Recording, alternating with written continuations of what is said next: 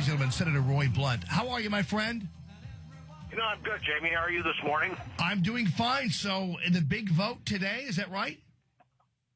There's an important vote today. I'm not sure it's the biggest vote that Congress has ever taken, but there's an important vote today. And, our House members voted for this compromise. I wish it was a little bit better. I'm not going to vote for it today. But I think it does pass, and the one thing it creates is an opportunity to do the work of spending the people's money the right way for the first time since Harry Reid became the majority leader. It's been 7 or 8 years now since the Senate, and I've only been in the Senate 3 years, but it's been 7 or 8 years since the Senate actually passed the appropriations bills in anything close to the way that people should have a right to expect, and maybe that's the silver lining in this cloud. There are a couple of things in here I don't like work if the bill passes to get them straightened out. But I'd like to see us have almost a demonstration project of what happens if Harry Reid and the Senate does the work we're supposed to do the way we're supposed to do it. Publicly, pass every bill individually, debate how we're spending people's money. That hasn't happened now in a long, long time. And it happened for 30 years with virtually no problem at all, and then suddenly the Senate decides we're not going to do our work.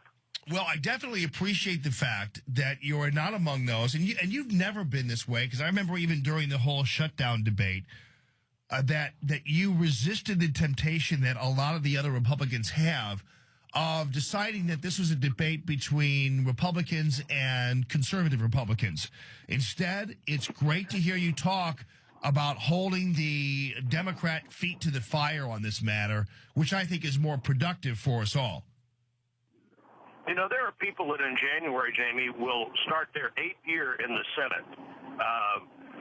Not very many Republicans are starting their 8th year because those were not particularly good years for us, but there are people who start their 8th year in the Senate in January who've never seen the appropriations process work the way it's supposed to one time, where you take these bills in little pieces, you debate them in the committee, you take that bill to the floor and let every single senator that wants to have any amendment they want, as long as it's within the scope of the bill that says, no, I don't want to spend this money on fighter jets. I want to spend it on something else. And then we debate that and vote it up or down and set priorities in a way that people see them. And this is absolutely the Senate Majority Leader's fault, just like deciding that you are now going to have just a simple majority to confirm judges for the first time in decades. And the Senate is not being allowed to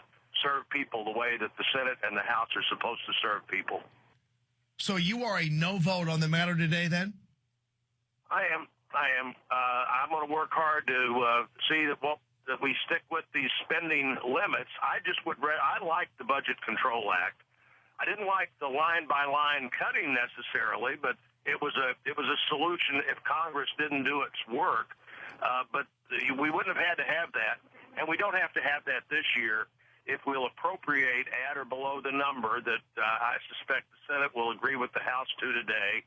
And then I've been telling our appropriations chairman and our leading Republican appropriations and the leaders, I said this at the leadership meeting yesterday, we should have an all-out insist that work get done the right way, and also to insist that we look back at this retirement issue for people currently in the military and be sure that that's done in a way that people in the military today are treated fairly. I understand why the military would like to keep highly trained individuals to have an incentive for them to stay in a little longer than 20 years, but we need to be sure that's fair to people that signed up thinking that one set of policies were going to be the retirement policies, only to see the Congress decide that, no, we'll change that for people who are in the military today. Well, it seems to go to show that conservatives, when it comes to their fiscal responsibility, can still stand their ground, that it's not a foregone conclusion that you have to cooperate just for cooperation's sake, that actually you can fight within the fight, which is what you're doing, which I appreciate. Right. Let me mention one other thing, too. You know, we talked several times during that discussion in September about how it was really not possible because it's mandatory spending not to have funding available for Obamacare. But the biggest enemy of Obamacare is going to be Obamacare. The more people find out about this, the more people are going to find out that what I've been saying since 2009 and what others have been saying is going to turn out to be absolutely right. More people are going to lose their insurance than are going to get insurance. Every day, every week, I'm going to the floor. I'll do it again today to talk about the people that are contacted with what really for their families are the horror stories of the change that this is bringing to their family. More cost, higher deductibles, can't get your old doctor, can't go to your old hospital. This is unfixable, and we ought to start with a blank sheet of paper and do the things it takes to repair the current healthcare system while the current healthcare system is still there, because you can see the current healthcare system beginning to fade away before our very eyes as well because of Obamacare. Senator Blunt, Merry Christmas to you. Thanks for joining us today. Have a great holiday.